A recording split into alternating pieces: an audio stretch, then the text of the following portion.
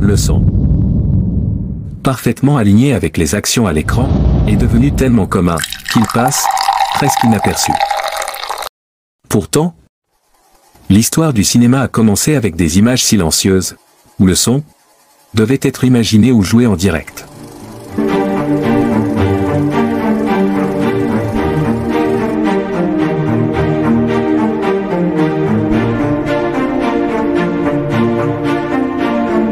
Tout commence avec l'invention de la photographie au XIXe siècle, une prouesse technique permettant de capturer des instants figés. Rapidement, l'idée de capturer non seulement des images, mais aussi le mouvement germe. Le cinéma naît à la fin du XIXe siècle, mais c'est un monde sans parole. Les premiers films étaient accompagnés de musique live, souvent jouée par un pianiste, voire un petit orchestre.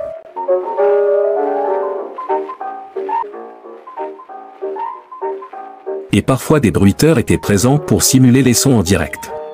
Des panneaux explicatifs intervenaient pour les dialogues ou les éléments clés de l'intrigue, conduisant à la naissance du cinéma. Grâce à des pionniers comme les frères Lumière, le monde découvre la magie des films muets. Ces premières œuvres cinématographiques captivent les audiences sans dire un mot. Mais bientôt, le désir d'ajouter du son devient un nouvel horizon à conquérir. L'idée d'intégrer le son aux images animées a longtemps été un rêve pour les inventeurs et les cinéastes, mais la réalisation technique restait un défi majeur.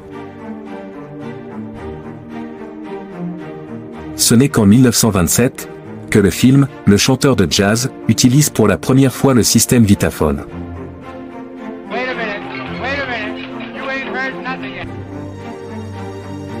Une innovation développée par la Warner Bros. En collaboration avec Western Electric. Le son était enregistré séparément sur des disques phonographiques qui devaient être méticuleusement synchronisés avec la projection du film.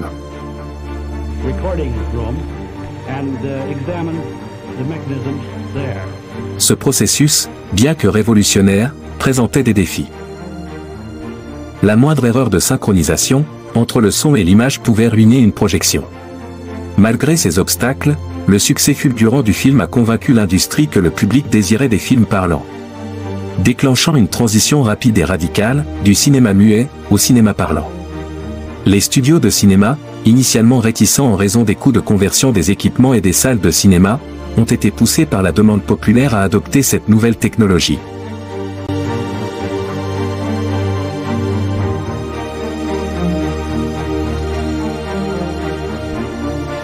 À la suite de l'ère du Vitaphone, le besoin de surmonter les limitations du son sur disque a conduit à des innovations significatives. L'une des avancées les plus importantes fut le développement du système Movietone par Fox Film Corporation. Contrairement au Vitaphone, Movietone enregistrait le son directement sur la pellicule du film, éliminant les problèmes de synchronisation du son avec l'image. Cette technologie utilisait une piste optique qui était imprimée directement sur le bord du film, permettant au son d'être lu en parfaite harmonie avec les images projetées. Cependant, le passage à l'enregistrement sonore optique n'était pas sans défi. Les premières versions de ces systèmes souffraient souvent de problèmes de qualité sonore, notamment en termes de fidélité et de volume. Les ingénieurs ont dû travailler sans relâche pour améliorer la clarté du son et réduire le bruit de fond. Ce qui a mené à des avancées dans la technologie des microphones et dans les techniques de réduction du bruit. Le succès de ces innovations a non seulement amélioré l'expérience cinématographique, mais a également posé les fondations pour les futures technologies de son au cinéma.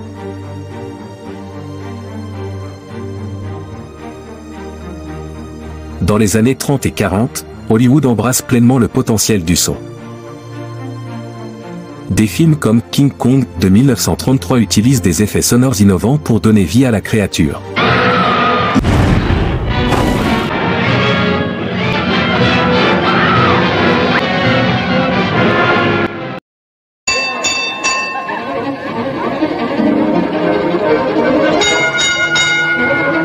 Le Le développement de la musique de film permet également de soutenir émotionnellement l'action à l'écran.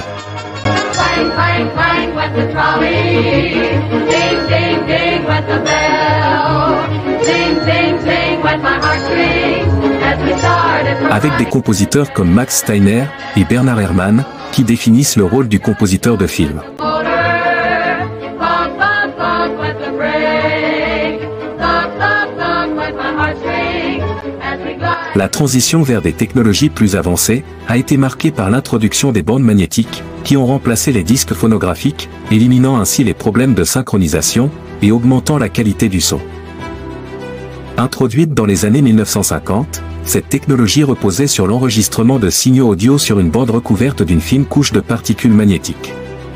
Lors de la lecture, ces particules ayant été magnétisées selon l'intensité et la fréquence des ondes sonores originales, reproduisaient le son avec une fidélité et une dynamique nettement supérieures au disque phonographique. Ce progrès a permis non seulement une meilleure qualité sonore, mais aussi une plus grande flexibilité dans le montage et la manipulation du son. Les bandes pouvaient être coupées et reliées, permettant aux réalisateurs et aux techniciens du son de perfectionner les pistes audio, d'ajouter des effets spéciaux et de synchroniser plus précisément le son avec l'action à l'écran. Toutefois, cette technologie n'était pas exempte de défis.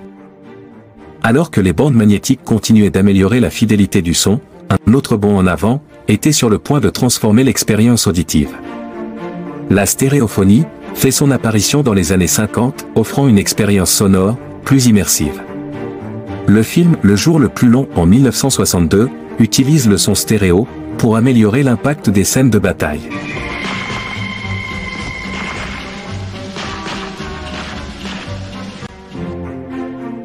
Puis vient le Dolby Stereo dans les années 70, révolutionnant le son au cinéma avec une clarté et une spatialisation jamais atteintes, préfigurant les systèmes surround modernes.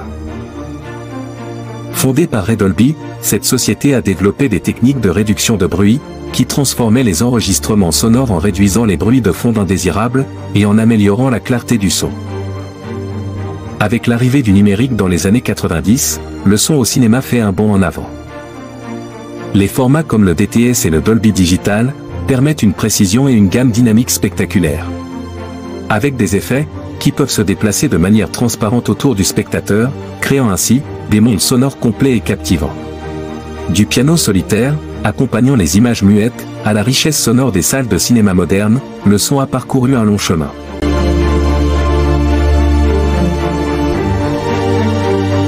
Ce voyage technologique et artistique a profondément influencé la manière dont nous expérimentons les films aujourd'hui, prouvant que le cinéma n'est pas seulement une affaire d'image, mais aussi de son. Merci de nous avoir suivis sur Moncyclopédia dans cette exploration de l'histoire fascinante du son au cinéma. Si vous avez apprécié cette vidéo, merci de la partager, la liker et de vous abonner. À bientôt!